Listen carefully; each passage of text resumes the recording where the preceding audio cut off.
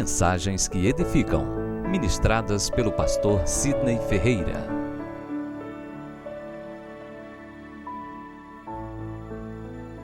Vamos abrir a Bíblia agora para a meditação da palavra de Deus em Filipenses capítulo 4, versículo 6. Amém? Assim está escrito: não andeis ansiosos de coisa alguma.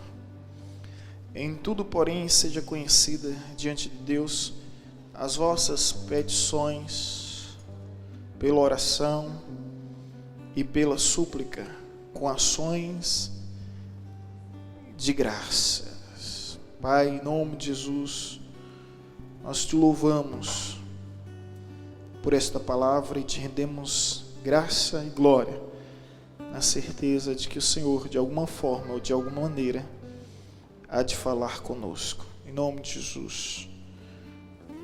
Amém. A ansiedade tem atormentado as pessoas. Ela tem se tornado um distúrbio, uma disfunção, que tem se tornado uma patologia.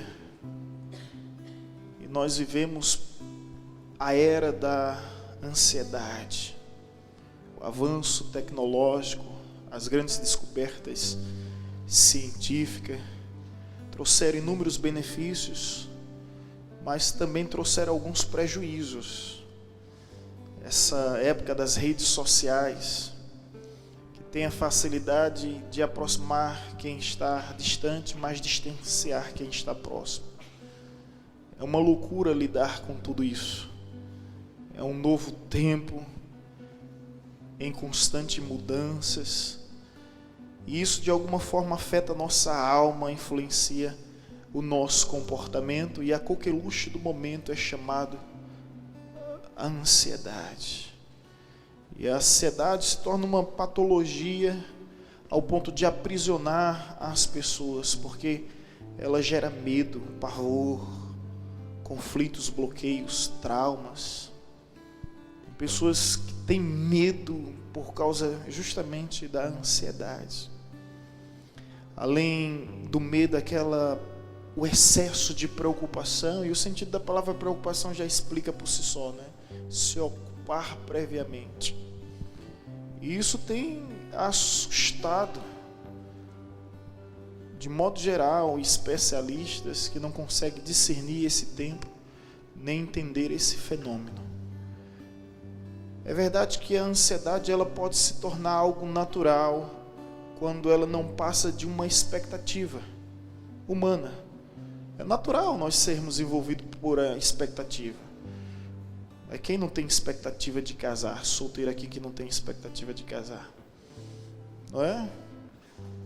Agora, quando essa expectativa excede todos os limites, aí se torna uma ansiedade, aí tende a gerar desespero. Aí a pessoa já não consegue mais esperar em Deus. É típico daquela história que às vezes a gente conta. Mulheres, me perdoe, tá?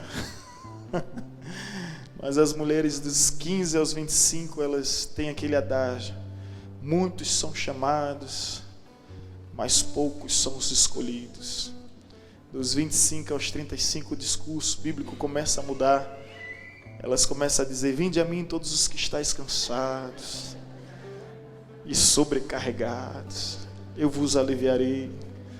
Dos 35 em diante, o discurso é outro: aquele que vier a mim, de modo algum lançarei fora.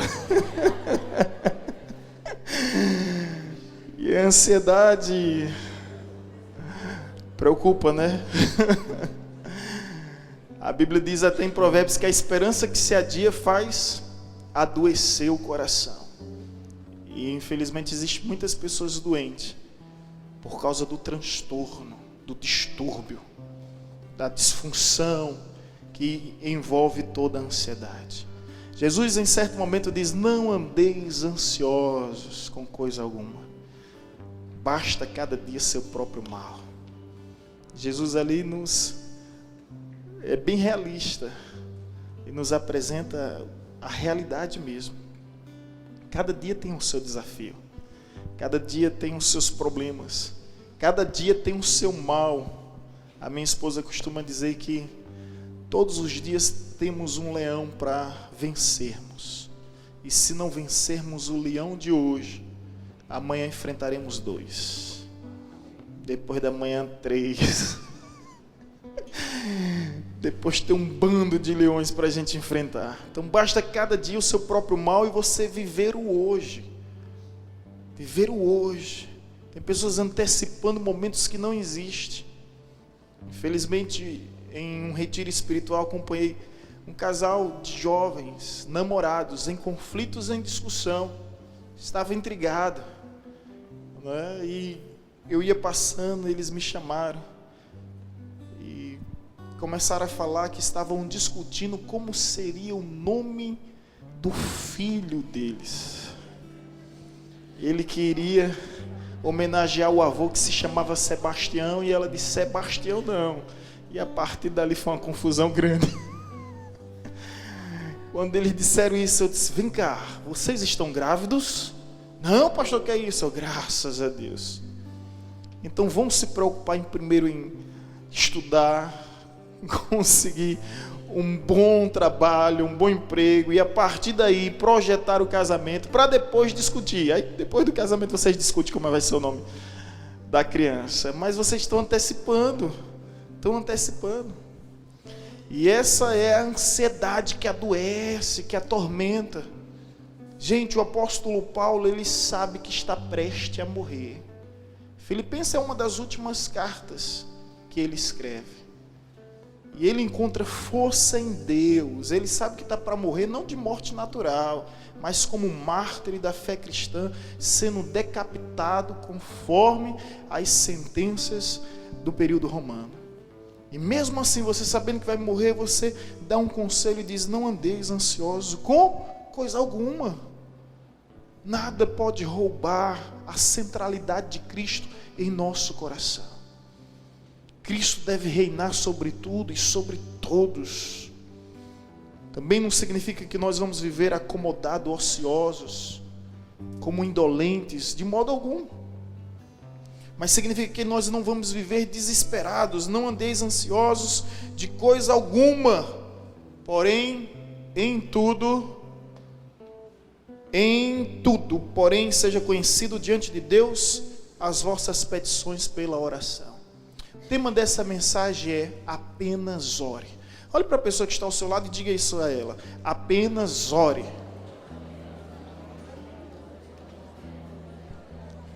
Apenas ore.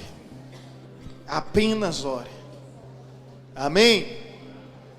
Apenas ore. Como vencer a ansiedade? Apenas ore. Como vencer o medo? Apenas ore. Como vencer as preocupações? Apenas ore. Como vencer as calúnias, os insultos, as perseguições, as provações, os conflitos da nossa existência? Apenas ore. Ele começa a apresentar a patologia, mas de imediato ele traz o medicamento essencial para que haja uma vida saudável. Ele diz: porém sejam conhecidas diante de Deus, apresentar diante de Deus vossas petições pela oração. Orar, apenas ore. Não perca fé na oração, meu irmão. Muitas pessoas perderam a fé na oração.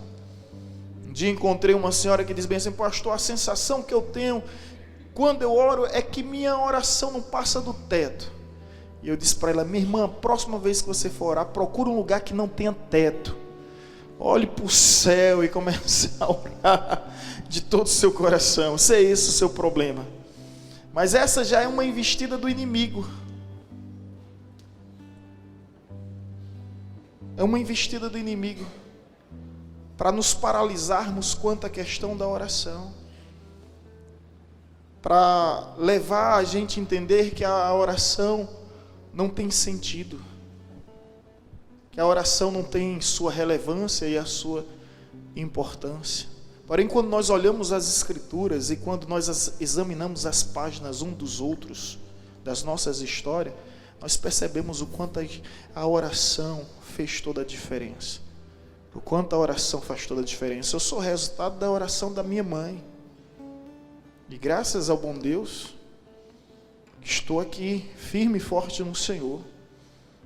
A oração do justo pode muito em seus efeitos, meu irmão. A oração provoca milagres. A oração é o diálogo direto com Deus, é você marcar uma audiência com um justo juiz, em qualquer hora, em qualquer lugar, sem intervenção de mediadores. Você não precisa de secretário, nem consultar a agenda, basta tão somente abrir o seu coração. Ore sem vontade. Pastor, o meu problema é que eu não tenho vontade de orar. Então ore sem vontade, até não sentir mais vontade de parar de orar.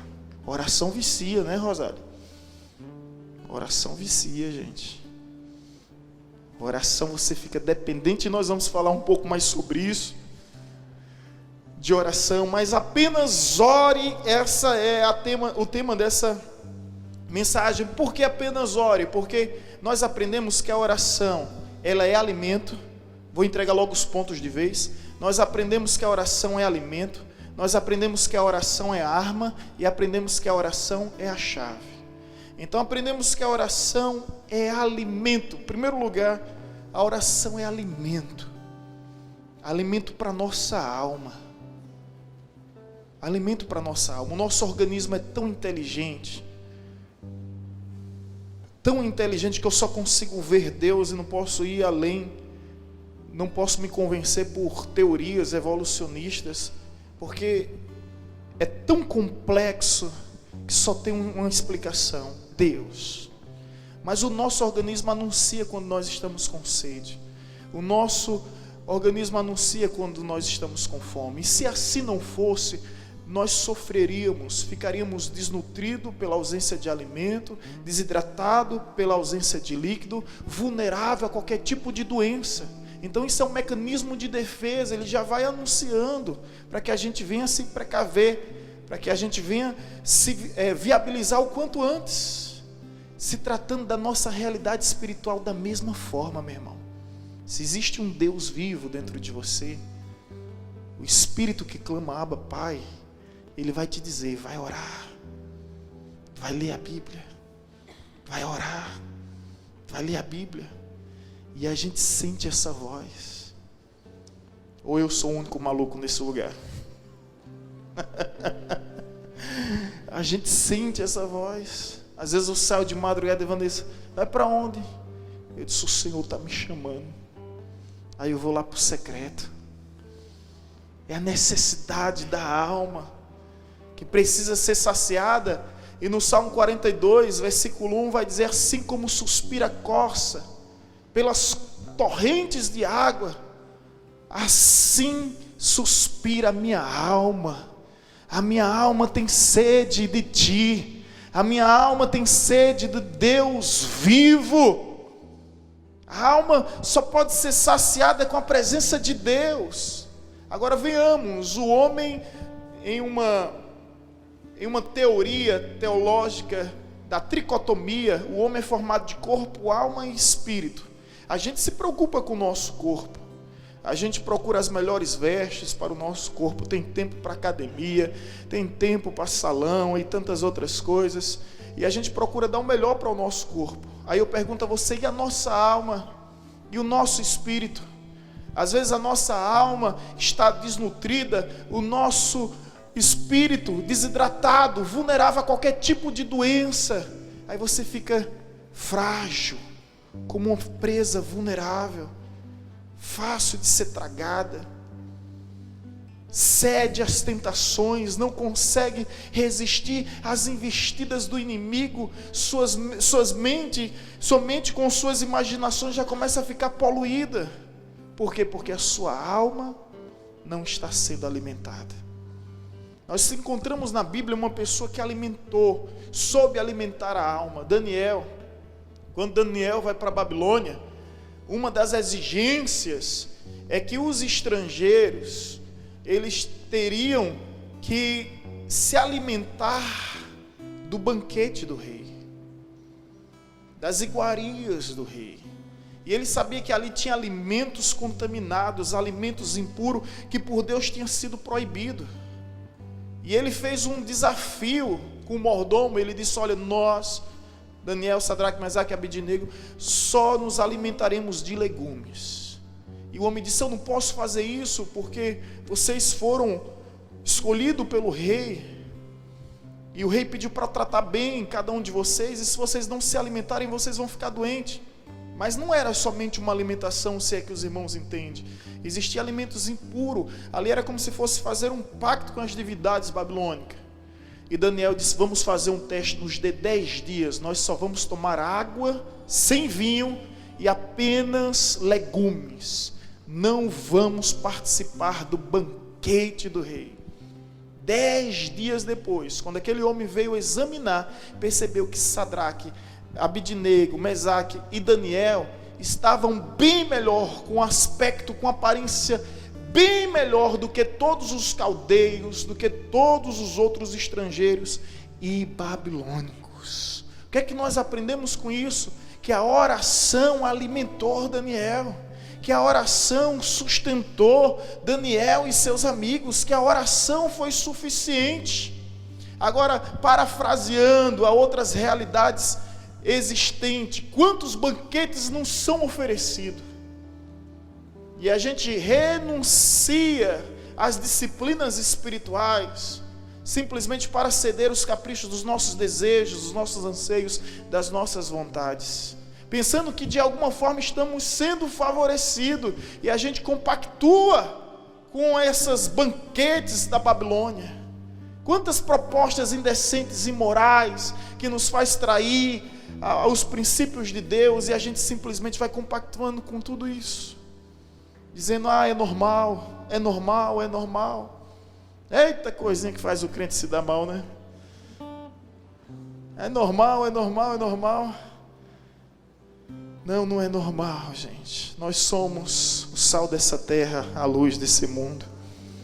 Nós somos o povo diferente, o povo de Deus. E são tantas estratégias, o jeitinho brasileiro intrinsecamente inerente na nossa cultura. E a gente vê pessoas, sabe, fazendo nota fria, esquentando carteira, tudo para tirar alguma vantagem sobre outras pessoas, pensando que estão lucrando. Não estão acumulando maldição na sua vida, e um dia Deus vai pedir a conta. Deus vai pedir a conta. E o que a Bíblia nos diz, que todo dinheiro conquistado por meio ilícito é amaldiçoado. Na medida que vem, vai. Medida que vem, vai. Mas voltando ao assunto, lembre-se que a oração é um alimento espiritual. Já diz a canção de Cassiano: a oração é alimento. A oração é alimento. E você percebe isso quando você passa um dia sem orar. Você percebe o vazio na sua alma, a angústia. E isso é o Espírito Santo clamando, bradando dentro de você. Você é casa de Deus, é tabernáculo, morada, templo do Altíssimo. Então a oração é um alimento essencial na vida do cristão. Existe uma história de que em determinada tribo indígena, um pajé sempre colocava 2 lobos para brigar, e ele conseguia acertar qual lobo venceria. E um dia os indígenas ficaram tão impressionados que perguntaram a ele: como é que você consegue isso, essa façanha? E ele foi muito direto e objetivo. Ele disse: é simples, eu escolho no dia anterior quem vai vencer, basta alimentá-lo mais. Dentro de cada um de nós existe a natureza, 2 naturezas: a natureza humana e a natureza espiritual, a natureza terrena e a natureza celestial. A pergunta é: qual delas vai vencer? Qual delas irá vencer? Qual delas vai prevalecer? Aquela que eu alimento mais. Jesus disse que a carne é fraca, mas ele não terminou aí. Ele continuou dizendo: o espírito é forte. Aí tem gente que diz hoje: mas a carne é fraca. A carne é fraca, né? Fraca é essa desculpa. Porque a carne é fraca, mas o espírito é forte. Ou seja, se você viver na carne, você será fraco. Se você viver no espírito, você será forte. Você que escolhe. O salmista, ele chega a dizer no Salmo 101, versículo 3: não colocarei coisas impuras diante dos meus olhos. Já tem um adágio popular que diz: os olhos são as janelas da alma. E Jesus disse: se teus olhos forem bons, todo o teu corpo será bom. Se os teus olhos forem maus, teu corpo será mau. Ei, cuidado com o que vê. Tem aquela canção, né? Cuidado, olhinho no que vê. Cuidado no que você vê. Tenha cuidado. Não colocarei coisas impuras diante dos meus olhos. A internet está aí, mas alguns não sabem usar e ao invés de navegar estão naufragando na internet, trazendo maldições para a sua casa, trazendo maldições para os seus lares. Cuidado. Se você for olhar, Eva caiu porque ela viu, e ao ver se aproximou e começou a conversar. Cuidado. Davi, da mesma forma, passeando no seu palácio, daqui a pouco a gente fala dele, ele viu, e quando ele viu, despertou o interesse. Aquilo que os olhos não vê, o coração não deseja. Então cuidado com o que você vê. Cuidado, porque de alguma forma você está sendo alimentado, de alguma forma você está sendo instruído. Por isso que a orientação da palavra de Deus é medita de dia e de noite. Aí o que acontece? A pessoa acorda o dia, escuta. Primeira coisa, isso aqui a gente falava antigamente, ela acordou, a primeira coisa que ela faz é ler o jornal do dia. Aí pega lá tragédias, desgraças, coisas terríveis e horrendas. Hoje a gente não mal vê mais o jornal, mas a primeira coisa que acorda, o que é que ela faz? Pega o celular. Aí vai lá pro Zap, vai lá pro Instagram, vai lá pro Face. Já começa se alimentando mal. Não é assim que a maioria faz? O meu relógio, o meu celular, ele diz quanto tempo você passa por dia. O seu fala isso. O seu informa quanto tempo passa por dia. Gente do céu. Um dia desse eu estava dizendo, vai ter que se converter de novo. É muito tempo que a gente passa, se a gente não vigiar. Se a gente não vigiar, a gente perde tanto tempo com coisas triviais. Cuidado. Vamos ter cuidado em nome de Jesus. Apenas ore, porque a oração, ela é alimento. Daniel, deixa eu concluir aqui com Daniel. Daniel orava 3 vezes ao dia. Ei, escuta, 3 vezes ao dia. Um dia o rei Nabucodonosor fez um decreto, que o homem que orasse a outro Deus seria morto em praça pública, na cova dos leões. Essa era a sentença de morte. Sabe o que Daniel fez? Continuou orando 3 vezes. Aí tem os sátrapas. Sátrapas é o fofoqueiro dos dias de hoje, aqueles que ficam bisbilhotando sua vida. Não eram os sátrapas. Os sátrapas ficavam olhando para Daniel. Sabe o que Daniel fez? Abriu a janela do quarto e simplesmente continuou orando. A sua essência era de adorador, era de buscar a Deus, e nada poderia impedir, nada pode intercalar a voz de um adorador. O que eu acho interessante, eu disse bem assim, Daniel poderia sobreviver tudo aquilo. Para que Daniel vai abrir a janela, hein, gente?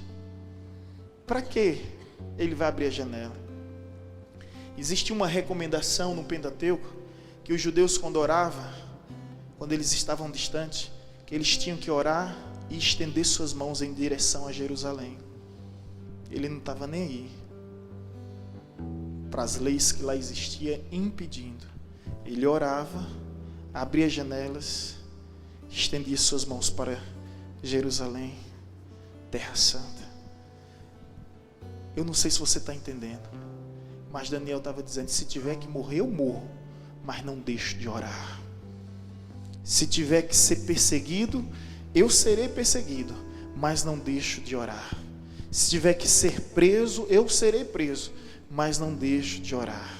Nada nem ninguém pode me impedir de orar. Amém, irmão?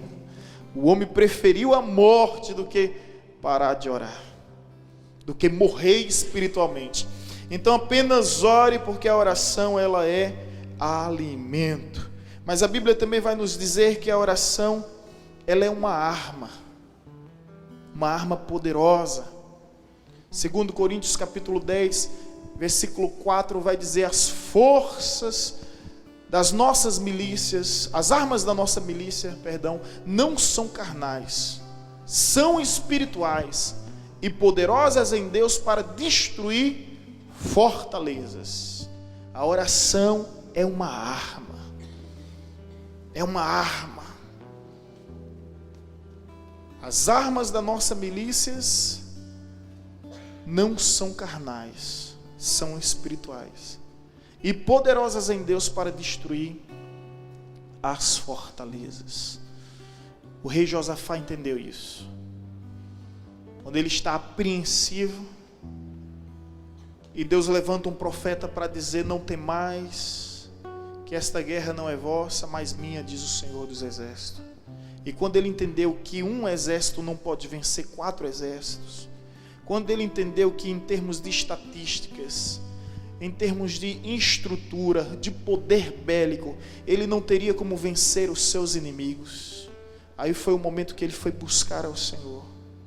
E quando ele buscou ao Senhor, Deus fez com que os 4 inimigos se confundissem, lutassem entre si, se degladiassem. E quando ele chega no arraial, simplesmente não há mais nada, apenas despojos da guerra, só o que comemorar.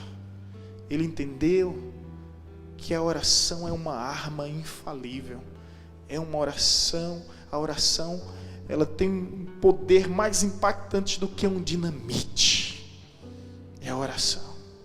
A oração é uma arma, meu irmão, uma arma de guerra que nos dá a vitória em nome de Jesus. O inimigo nós sabemos quem é, não é? Efésios capítulo 6, versículo 2 vai nos dizer que a nossa luta não é contra carne, não é contra sangue, é contra principados e potestades, dominadores deste mundo tenebroso. A pergunta é: como vencer esse inimigo? Oração.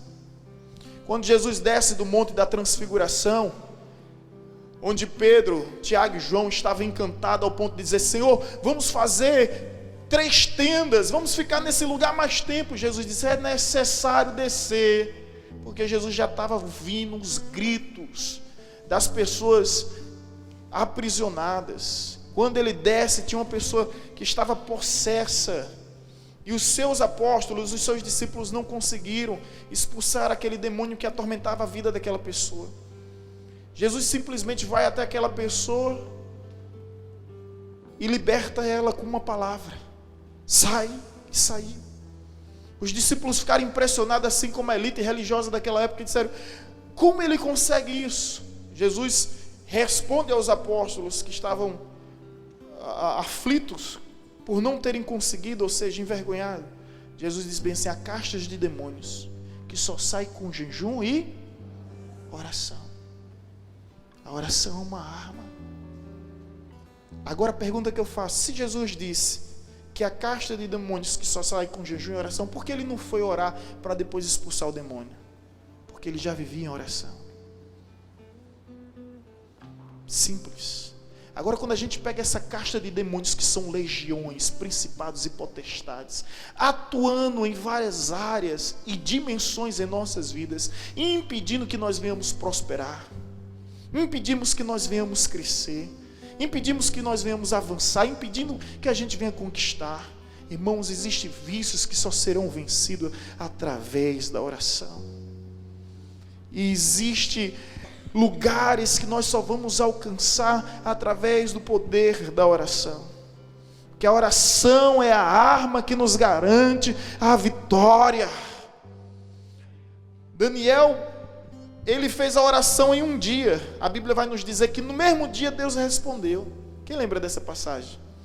Se você lembra dessa passagem, Daniel capítulo 10, capítulo 11, é tão forte, que Daniel orou um dia, e Deus respondeu no mesmo dia. Só que Deus enviou o anjo, e quando o anjo veio para trazer a resposta para Daniel, houve um conflito nas regiões celestiais.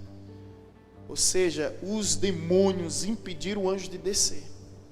Aí Daniel começou a jejuar, e 21 dias depois, equivalente a 3 semanas de oração, Deus enviou Miguel, um só anjo, que venceu essa legião de anjos. E quando Miguel aparece a Daniel, ele diz: Daniel, homem muito amado, desde o primeiro dia que propuseste no teu coração buscar ao Senhor, foi respondida a tua oração, mas o príncipe do reino da Pérsia me impediu durante todos esses dias. Sabe o que eu penso quando eu me deparo com essas passagens? Imagina o quanto de resposta nossa não estão nas regiões celestiais. Já foram decretadas, já foram determinadas. Deus já simplesmente como juiz deu o seu veredito, o seu ultimato, mas elas não chegaram até aqui. Sabe por quê? Por causa da nossa posição. A nossa posição na terra fará toda a diferença. Daniel continuou orando, continuou jejuando, continuou buscando. Eu fico imaginando o tanto de milagre, o tanto de resposta, o tanto de providências, e a gente não está vivendo isso. Por quê? Por causa da nossa posição. Daniel não desistiu, Daniel insistiu, Daniel perseverou na oração, e depois de 21 dias ele obteve a resposta, obteve a revelação, recebeu o seu milagre da parte de Deus. Porque a oração é uma arma, meu irmão. A oração é uma arma. A oração é uma arma poderosa. Amém? A oração é alimento. A oração é uma arma. E agora, por fim, a oração é uma chave.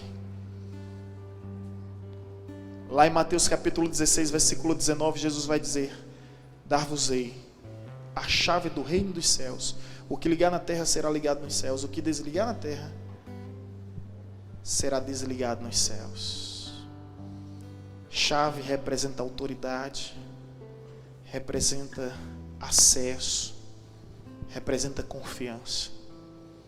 Quando você viaja, não sei o seu caso, mas você só entrega a chave da sua casa a alguém que você confia. Isso é confiança. E você dá autoridade a essa pessoa para que esteja sobre a sua casa. E essa pessoa acaba tendo liberdade. Jesus nos confiou a chave do reino dos céus. E o texto nos ensina que essa chave é a oração. O que ligarmos aqui na terra. A igreja é a única representatividade legal de Deus na terra. Não é o exército. Não é o Supremo Tribunal Federal. Não é a ONU. É a igreja. Não é nenhuma outra entidade, instituição, organização. É a igreja. Não é o que o Donald Trump decidir. Não é o que o Bolsonaro achar. É o que a igreja ligar na terra será ligado nos céus. O que a igreja desligar na terra será desligado nos céus. Eu acho que naquele dia da glória eterna, quando subirmos aos céus, isso é, os que viveram com Cristo, Jesus vai dizer: por que vocês não usaram o que eu lhe dei? Por que vocês não usaram a autoridade que eu lhe dei? Isso me faz entender que existe milhares e milhares de anjos de prontidão, aguardando tão somente a ordem da igreja. A ordem da igreja, em conformidade com a palavra de Deus, evidentemente. Mas estão lá. Os anjos são concidadãos, são nossos conservos, são ministros de Deus para nos servir. E a igreja omissa. A igreja não entendeu o que ela é a chave. Eu vou te apresentar a vida de uma mulher que entendeu que a oração é a chave. Existem tantos relatos bíblicos, né? Mas Ana, esposa de Eucana, um dia vai ao templo do Senhor, ao tabernáculo, com o profeta Eli. E ela entendeu, depois de sofrer tanto com Penina, Deus sempre coloca uma Penina na nossa vida, sem pena, para a gente buscar Ele, né? Para a gente buscar mais. Agradeça a Deus pelas peninas que existem, sabe? Elas que nos fazem buscar o milagre de Deus. E Ana, casada com Elcana, estéril.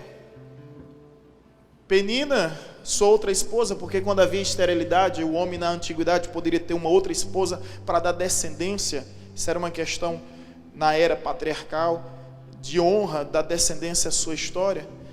Então Penina está tendo vários filhos e Ana nenhum.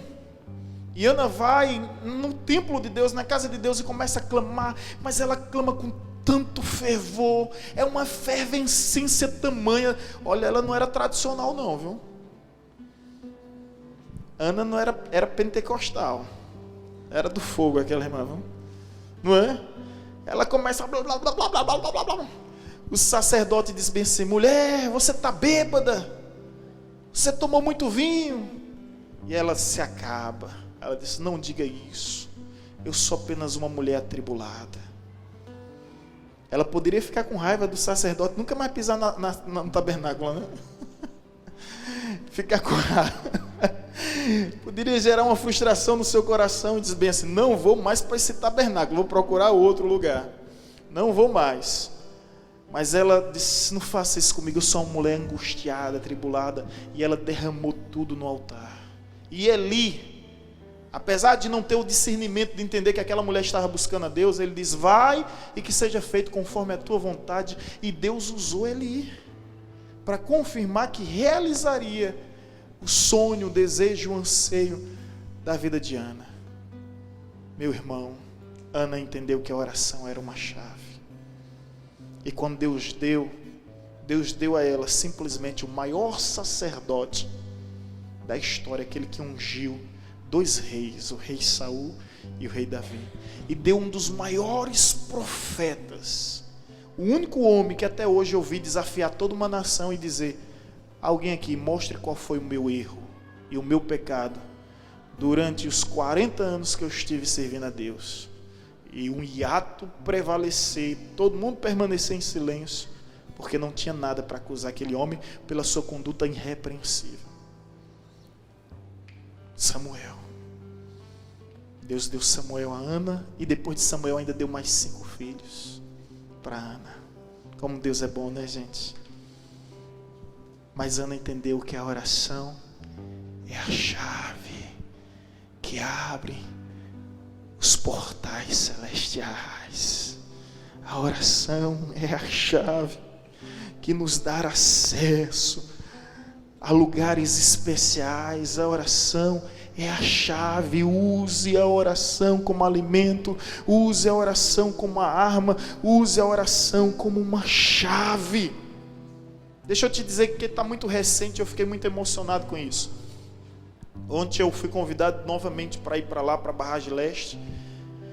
Nós fizemos aqui a entrega do certificado dos alunos que concluíram o curso básico de Libras. Foi um momento muito emocionante. Depois eu fui lá para a Barragem Leste, para a Arena Vitor, né? A Laine estava lá com o esposo. E nós fomos lá e eu contei isso domingo de manhã. Mas eu fiquei tão emocionado quando sempre existiu esse desejo no coração dele e da família, e a esposa dele teve o discernimento para chegar, disse: meu bem, chegou o tempo. E Vitor, os irmãos sabem quem é jogador de futebol, ele disse: meu amor, quando eu estava no Palmeiras tinha condições, mas hoje não tenho condições nenhuma, mas tem uma causa aí, se a gente ganhar essa causa, a causa era considerada impossível, há muito tempo estava nessa luta, nessa labuta, nesse labor, mas colocou no altar do Senhor, usou a oração como uma chave. Vitor foi jogador do Goiás, Cruzeiro, Palmeiras, Santa Cruz, Sport, e hoje está jogando no Goiânia, mora aqui na Barragem Leste e congrega aqui conosco quando está na nossa região. Ele é irmão de Vitinha, que está sempre aqui, é membro dessa igreja. Então colocou isso diante de Deus. De repente, em questões de dias, o advogado liga e diz bem assim: Vitor, a causa saiu e o juiz ainda determinou 10% a mais. Ou seja, vai sair todo o valor combinado, acordado, apalavreado, e ainda vai sair 10% a mais. Gente, com os 10% a mais, ele construiu a Arena Vitor, sem triscar no dinheiro que ele tinha dito. Deus, se esse dinheiro sair, eu vou abençoar a tua obra. Sem triscar, com os 10%, construiu. Está aqui a Elaine, quem quiser ir, está convidado a verificar tudo do bom e do melhor, primeira qualidade. Criou lá uma arena de futebol, um espaço vestuário, refeitório, cantina, uma área de lazer, escritório, tudo. Eu aprendo com isso que Deus é o maior financiador que existe. Deus é o maior investidor que há. A Bíblia nos diz em Ageu capítulo 2, versículo 8, que Deus é o dono do ouro e da prata. Se seus sonhos forem os sonhos de Deus, tenha certeza que Deus vai investir nos seus sonhos. Deus vai financiar os seus sonhos. Basta tão somente sonhar os sonhos de Deus e usar a oração como chave que abre portas. A oração é chave que abre portas. Eu vejo isso acontecendo o tempo todo, irmãos. Se eu fosse testemunhar aqui a realidade da oração como alimento, como chave, como arma, são tantos testemunhos. Eu estou citando esse por ser agora o mais recente. Quando eu pisei naquele lugar, eu me emocionei, porque ele fez tudo por conta própria, tudo por iniciativa própria, sem pedir nada a ninguém. Foi colocar tudo do bom e do melhor naquele lugar para honrar a Deus. A esposa dele, sabe o que ela disse? Nesse, pastor, o senhor vem, porque antes da gente abrir as portas para o público, a gente quer abrir as portas para Deus. Será iniciado com um culto, com um momento de louvor, e nesse lugar nós vamos alugar, mas existe uma restrição. Nós vamos alugar para quem precisa, para quem deseja fazer um evento, mas existe uma restrição que a gente não abre mão. Não vai ser permitido bebidas alcoólicas, porque aqui será honrado o nome do Senhor em todo o tempo. Pessoas que não se envergonham do Evangelho, pessoas que não se envergonham de viver o Evangelho, pessoas que se alegram e se satisfaz com Deus. Amém? Irmão, apenas ore. Eu tive um pastor lá em Recife, que foi pastor da igreja. Eu acho que foi pastor da igreja antes de Jair, não sei, pastor Moreira. E eu cuidava de uma igreja lá em Igaraçu, e às vezes tinha uns conflitos, eu ia procurar ele, era missionário. Eu, pastor Moreira, eu estou passando por isso, me oriente, meu filho. E ele sempre dizia: eu tenho 3 conselhos a lhe dar. Primeiro, ore. Segundo, ore. Terceiro, o quê? Ore. Gente, eu ficava com tanta raiva disso. Me perdoa. Eu olhava para ele, só isso. Tanta raiva, eu queria uma direção, um norte, eu queria algo, sabe? Ele, ore. Aí outra vez eu fui procurar ele de novo. Ele ouvia, aquela unção da lagartixa. Aí eu disse assim: e aí, pastor? Eles têm 3 conselhos a lhe dar. Isso aconteceu em 5 vezes, gente. Depois disso eu não vou procurar não, porque eu já sei o que ele vai dizer. Eu vou tentar ouvir praticar esses conselhos. Ore e depois ore. Eu ficava mordido. Você não imagina como eu ficava indignado com aquilo. Eu sou muito pragmático, prático. Eu queria uma resposta mais plausível. Eu sei que a oração, sempre soube e nunca duvidei, a oração é poderosa, mas ele disse tudo isso. Eu disse: sabe de uma coisa, eu vou fazer o que ele está orientando. E eu percebi que não existe conselhos melhores. Eu queria hoje aqui te dar 3 conselhos. Você quer receber? O primeiro é: ore. O segundo é: ore. E o terceiro é: apenas ore. Apenas ore. Apenas ore. Por quê? E eu quero encerrar citando tão somente 2 versículos. 1 Pedro capítulo 5.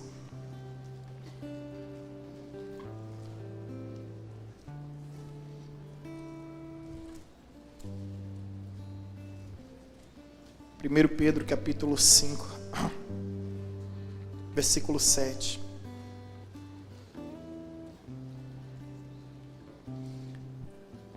lance sobre Ele toda a sua ansiedade, porque Ele tem cuidado de vocês.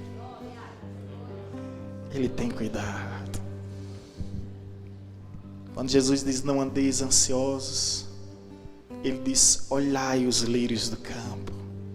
Nem Salomão, com toda a sua glória, resplendor, formosura e majestade, se vestiu tão bem.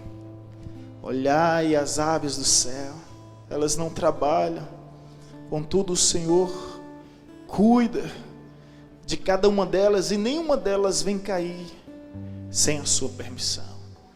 Você que está ansioso, a Bíblia vai nos dizer: lança para Deus toda a vossa ansiedade, porque Ele tem cuidado de vós. Transfere, irmão, não seja baú de má recordações, não seja baú de maus sentimentos.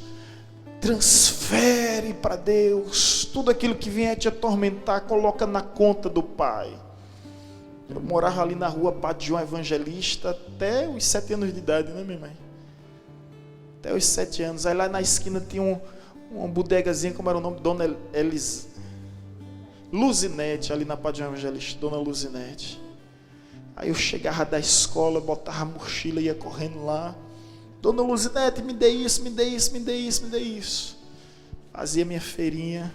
Eu disse: bota aí na conta da minha mãe. Aí saía feliz e satisfeito. E esses dias eu lembrei disso. Gente, eu estou falando da década de 80, tá? Aí eu lembrei isso. Bota aí na conta da minha mãe. E saía feliz e satisfeito. E aproveitar que deixa tua mãe, deixa, no caso, teu pai resolver. Deixa ele. Lança para Deus toda a vossa ansiedade, porque Ele tem cuidado de vós. E o outro versículo, Salmo 55, versículo 22.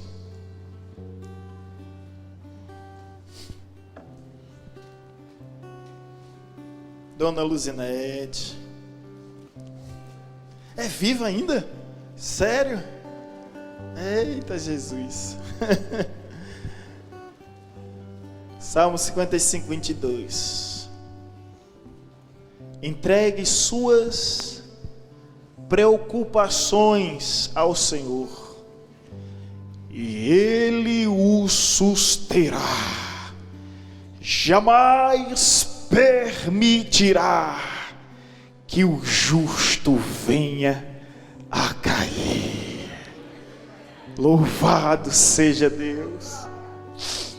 Lançai sobre Ele toda a vossa ansiedade, entregue a Ele todas as suas preocupações, porque Ele tem cuidado de vós, Ele tem vos sustentado, e não permitirá que um justo venha cair.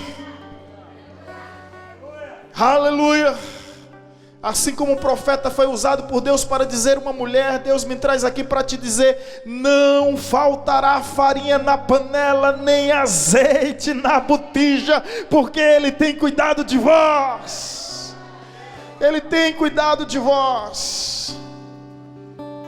É como disse o salmista Davi: já fui moço, hoje sou um ancião, mas nunca vi um justo mendigar o pão, nem a sua descendência padecer necessidade. Porque Deus tem cuidado de vós, Deus tem cuidado do seu povo. Amém?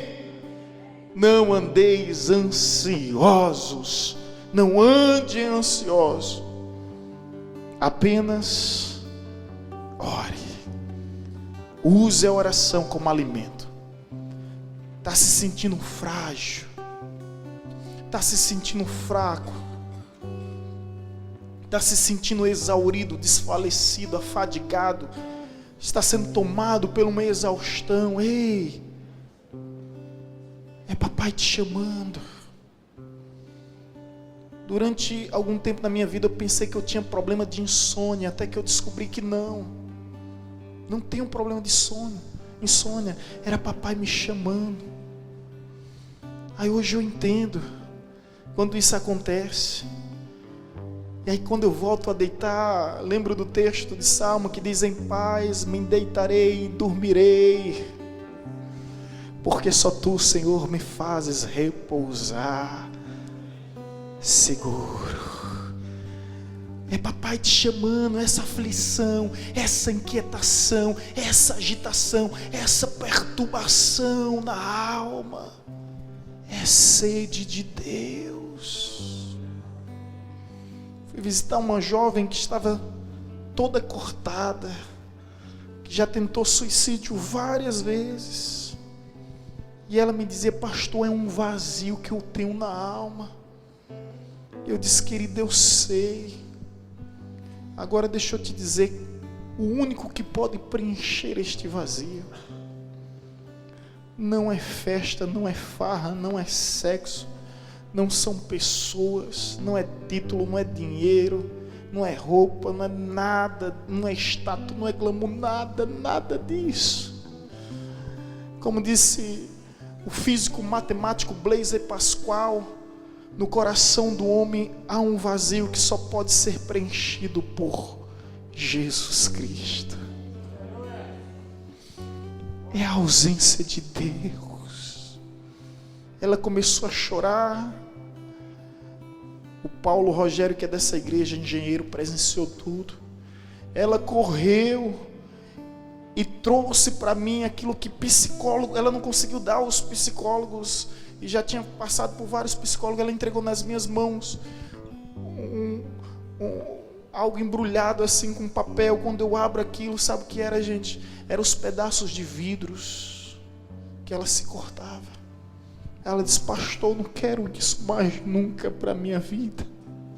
Eu entendi o que falta. Eu entendi o que realmente falta em minha vida. É Jesus. É Jesus, é Jesus. E aquele que faz de Deus o seu tudo, terá tudo de Deus. Terá tudo de Deus. Então a oração é o seu alimento, meu irmão. E se você está sendo aí, está aqui amedrontado por causa de calúnias, por causa de insultos, por causa de ameaça, por causa da voz do opressor que quer te intimidar, ei, a oração é arma poderosa. A oração é arma. Minha mãe está aqui a de testemunhar isso. Eu estava no mundão, mas protegido pelas suas orações. Um dia muito tarde, ela dobra a esquina de casa. Eu veio um pouco distante, ela avistou. Tinha um cidadão aqui na Tipuó que era chamado Ricardinho. Faleceu, e antes de falecer matou alguns. Esse infeliz quase me mata no Belvedere. Ali tinha a correntezinha, a pontinha, né? Eu estava mergulhando na pontinha, um miserável pulou em cima de mim, me levou lá para as profundezas do rio mesmo. Quase me mata e ficou lá. O bicho era ruim, pensa uma pedra ruim, uma peça ruim, quase me mata. E um dia ele não podia me ver, que ele avançava. E um dia, minha mãe presenciou isso. Eu estava vindo andando e ele simplesmente: ei, vem cá! E vem com tudo para cima de mim. Quando ele chega uns 3 metros de distância, e ele vem com tudo, ele bate e cai e voa. Era como se existisse um campo, um portal, um campo de força. Eu não entendi nada. Eu simplesmente corri. Quando ele pá, eu corri. Aí minha mãe: você viu aquilo? Prestou atenção?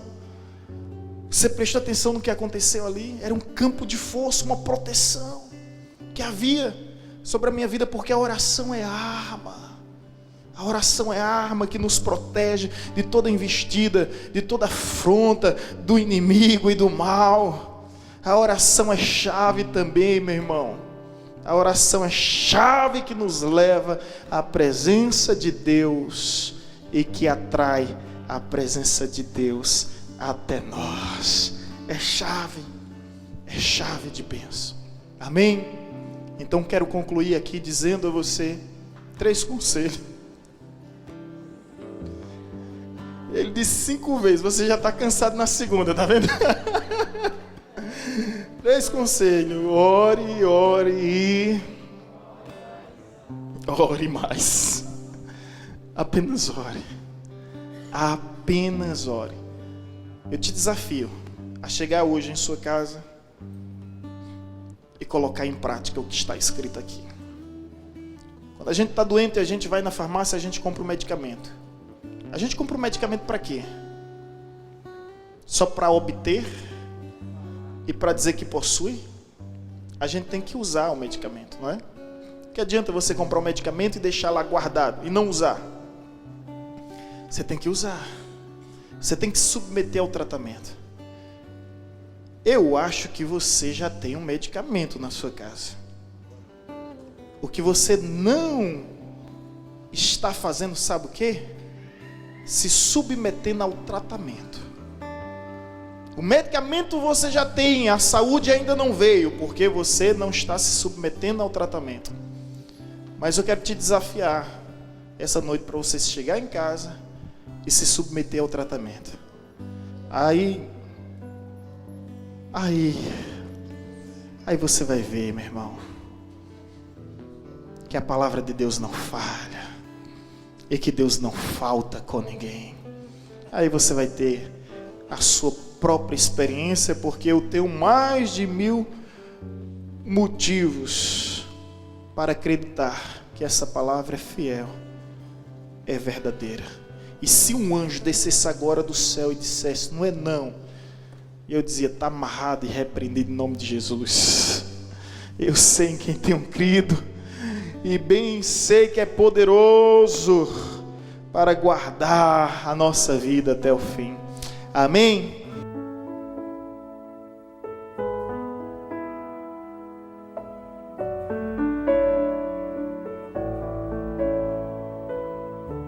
Você acabou de ouvir uma mensagem ministrada pelo pastor Sidney Ferreira, da Igreja Batista Evangelizadora.